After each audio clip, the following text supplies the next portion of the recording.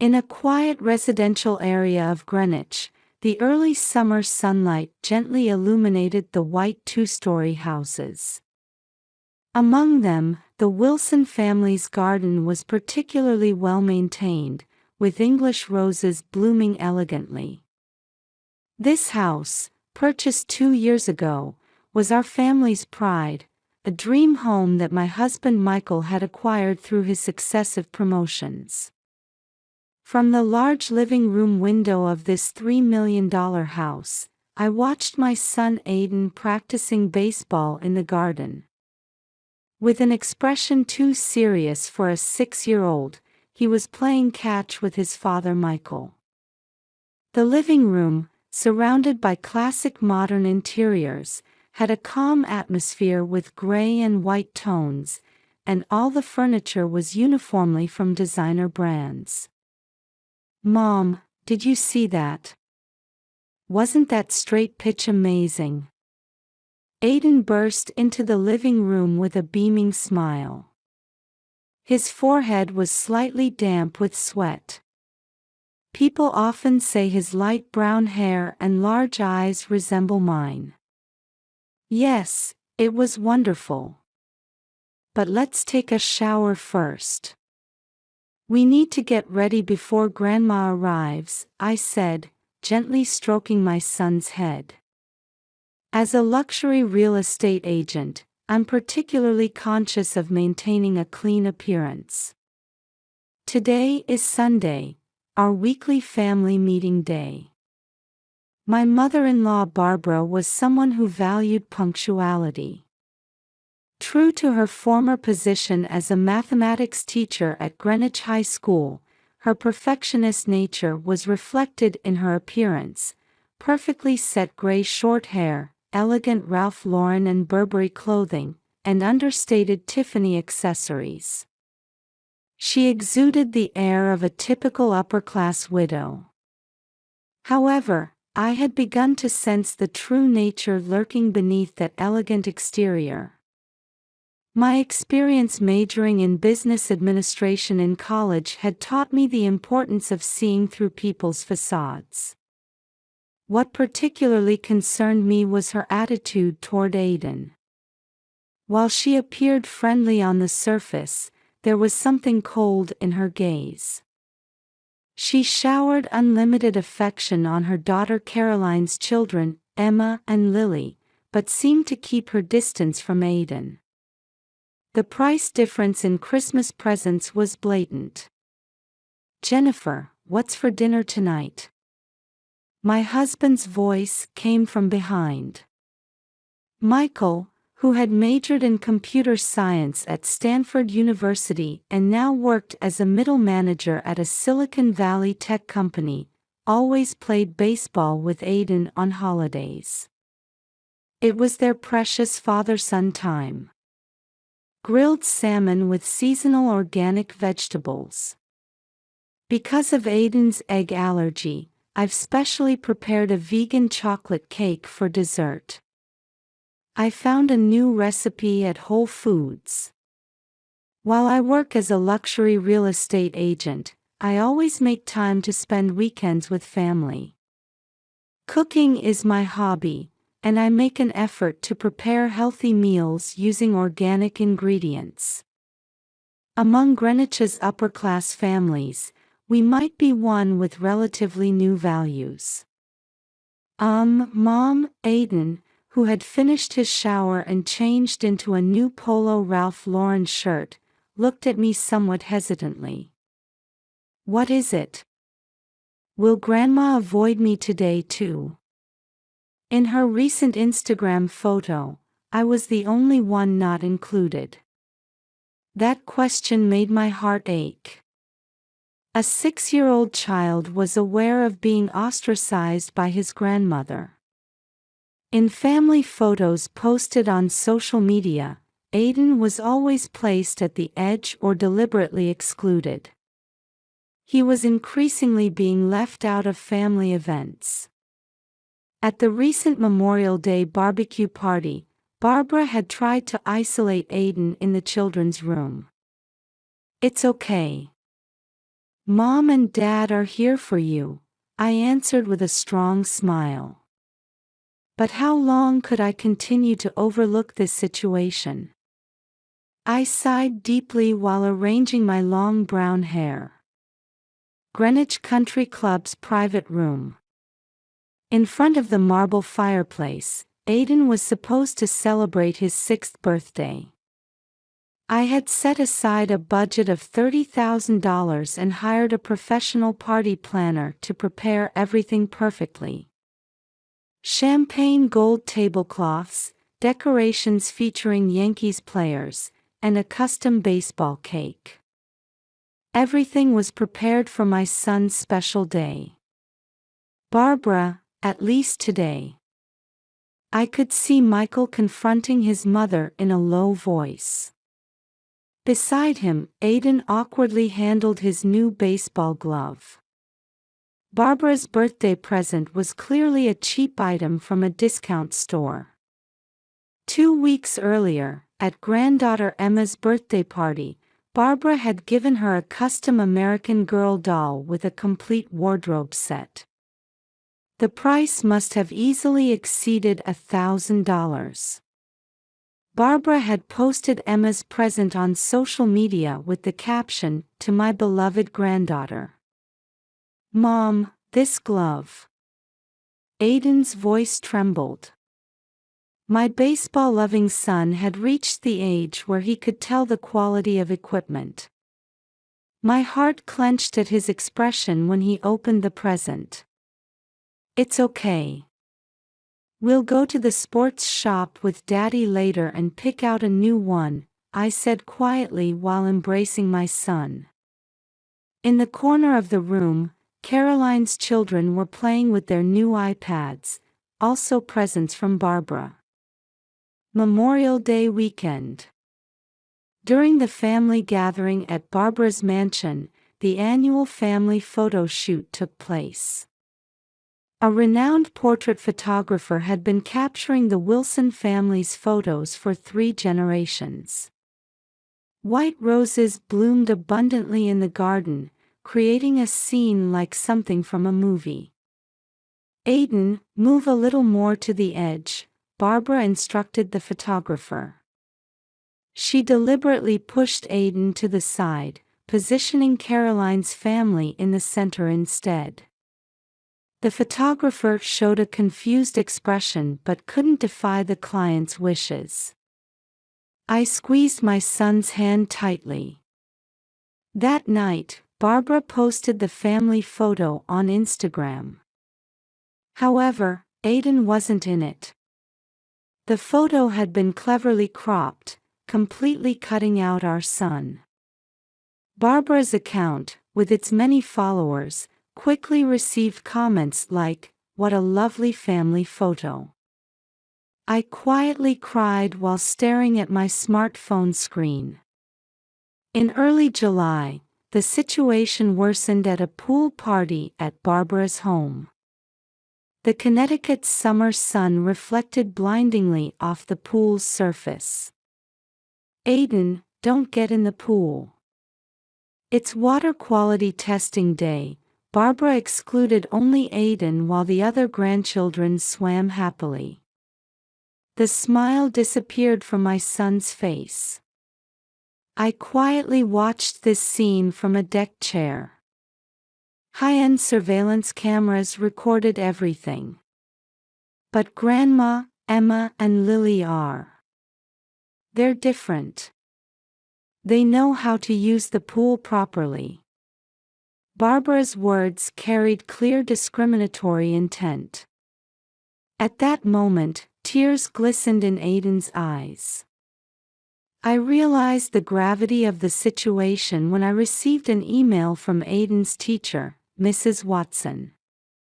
A message from a teacher at Greenwich's most highly regarded public elementary school carried weight. "I'm concerned about Aidan's recent behavior. He's spending more time alone during breaks and barely eating lunch. His expression particularly clouds over when family topics come up." That night, what I witnessed in my son's room broke my heart. In the light spilling from the study, Aiden was crying quietly alone. "Mom, am I a bad kid? Why only me?" Aiden was curled up small in his pajamas. Family photos were scattered on the bed. In all of them, Aiden was either pushed to the edge or completely missing. The baseball trophy on his nightstand cast a shadow in the moonlight. "No, Aiden. You're a wonderful child." I held my son tightly. His small body trembled slightly. Michael came into the room, and the three of us embraced for a long time. From that day on, I began recording everything. Photos taken with a high-end smartphone, voice memos recording conversations, and detailed diary entries. These were stored for the day they might be needed. I created a folder called Records in Google Drive. Michael seemed to be thinking the same thing. Evidence of Barbara's discriminatory behavior was steadily collected in his work cloud storage. When he consulted a lawyer friend, he was advised to continue keeping records in case they're needed. The situation became decisive on the last Sunday in August. At a dinner party at Barbara's house. On the terrace, the twilight sky was stained deep purple. A full course of French cuisine was laid out on the table. However, Barbara deliberately prepared dishes containing eggs for Aiden's meal. "Oh my, I forgot about Aiden's. What was it?" "His allergy," Barbara said with a smirk, making an insincere apology. Across the table, Caroline shifted uncomfortably. At that moment, something definitively changed within me. I intuitively knew that everything had to change during the family trip planned for the following week. In the lobby of the Breakers, a luxury resort hotel in Newport, Rhode Island. The setting sun's light streamed across the marble floor reminiscent of a 19th-century European palace. Massive chandeliers hung gracefully from the ceiling, and plants were perfectly arranged in every corner. It was the first day of the Wilson family's annual summer trip. I was heading to the front desk while holding my son's hand. "Let me confirm your reservation," the young front desk staff member began in a polite tone. Behind them, Barbara wore a smug expression. "Yes, the Wilson party. Rooms for Mrs. Barbara, Mr. George, Miss Caroline and her 2 children, and Mr. Michael and his wife." My spine froze. Aiden's name wasn't called. What about Aiden's reservation? Isn't there a room reservation for my son? My voice trembled slightly. Michael stood beside me, his face tense. Barbara stepped forward and smirked. Her expression contained 6 years of hatred condensed into one moment. "That child isn't worthy of being with us. Only my daughter's children are my true grandchildren." The air in the lobby froze. Caroline gasped, and Emma and Lily wore worried expressions. The front desk staff was clearly confused. My cheeks grew hot, and my hands began to shake. I felt tears welling up in my eyes but took a deep breath to calm myself. Aiden's small hand squeezed tightly in mine. "Mom." Aiden's voice trembled softly. For 6 years, I had endured my mother-in-law's behavior. To maintain superficial family peace, to show respect for my husband's mother. But that was over now. Slowly turning toward Aiden, I embraced my son gently. In that warmth, I poured all my love and determination. It's okay, Aiden. We have somewhere better to be. Michael nodded silently. His eyes held a determination I'd never seen before. I apologize. We'll be canceling our reservation, I told the front desk staff. Strength had returned to my voice. Jennifer. Wait. Barbara's voice echoed behind us. But we didn't look back. Taking Aiden's hand, we left the lobby with dignified steps. Our footsteps on the luxury marble floor echoed like a quiet resolution. Outside, the twilight sea glowed golden. As we got into the taxi, Aiden's expression brightened. Mom, can we go to the aquarium today? Of course. From today on, let's make our own new memories, I answered while stroking my son's head. Just then, my mobile phone started ringing. It was Barbara calling. The screen already showed more than 10 missed calls. Messages were arriving one after another. Where are you? Come back immediately. Are you trying to embarrass me? Do you have any idea how difficult it was to make these hotel reservations? Everyone is waiting. I quietly rejected the call and turned off the phone. Michael was doing the same. The coastal line visible from the taxi window glowed beautifully, as if blessing the beginning of our new life. Hey, Mom, Aiden spoke in a small voice. This is the first time.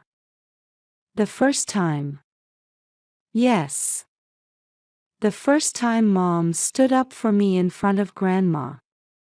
Those words made tears flow from my eyes. Michael's hand was gently placed on my shoulder.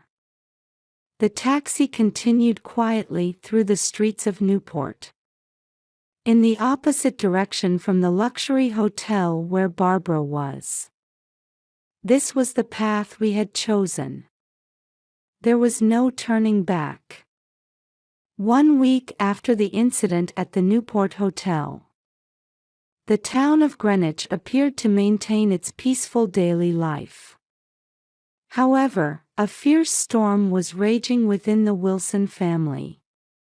In the living room of Barbara's mansion, George Wilson violently threw his mobile phone onto the expensive Persian rug. Barbara's husband and Michael's father, known for his usually mild temperament, now had a face red with anger. Barbara, what have you done? George's voice echoed through the high-ceilinged living room. 6 years.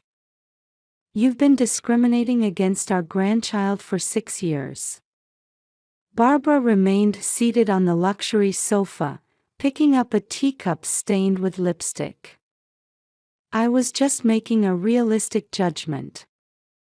Don't Caroline's children have more potential? Potential? By what criteria are you judging a 6-year-old child's potential? George had just finished canceling his appointment with his lawyer. I'm considering divorce. And the division of assets won't be in your favor. At those words, Barbara's expression finally froze. In Greenwich's upper society, divorce was still taboo. Especially for someone like her, a pillar of social circles. Meanwhile, at Caroline's house, a different kind of crisis was unfolding. In a quiet corner of the luxury residential area, 10-year-old Emma and 8-year-old Lily confronted their mother. Mom, why didn't you help Aiden? Tears glistened in Emma's eyes. We always knew that Grandma was being mean to Aiden. Aiden is our cousin. He's important family. Lily's voice trembled.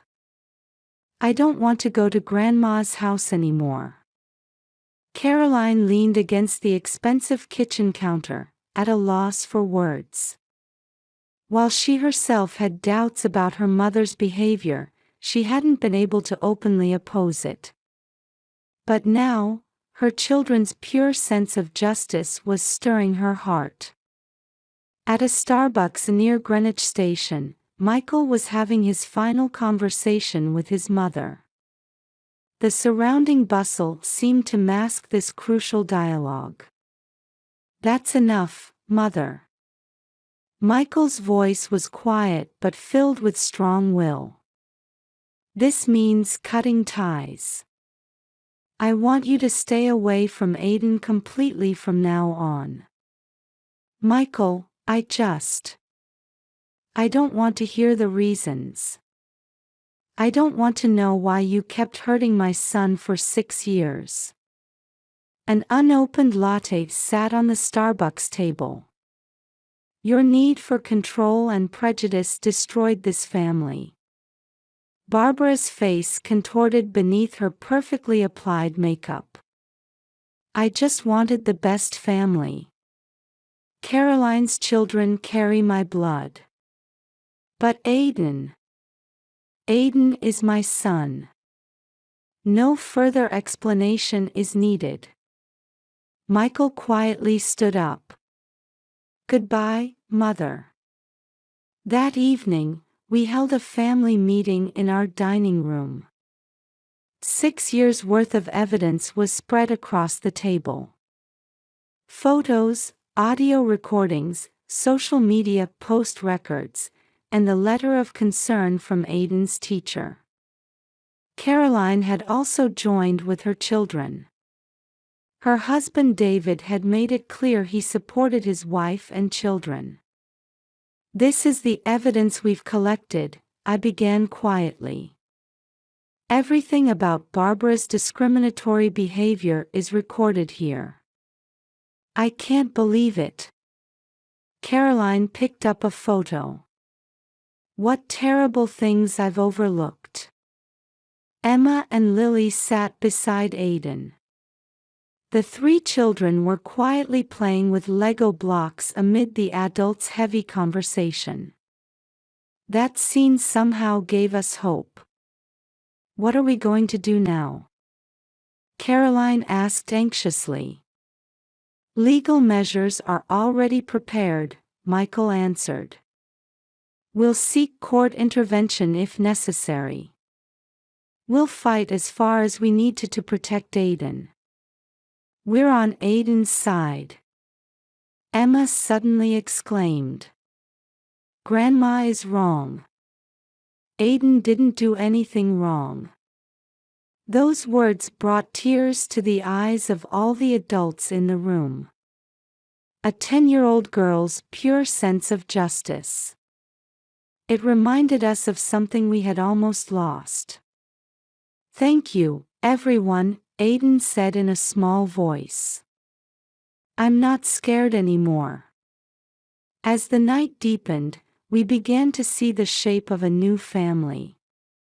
One based not just on blood ties, but on love and justice, a family in the truest sense.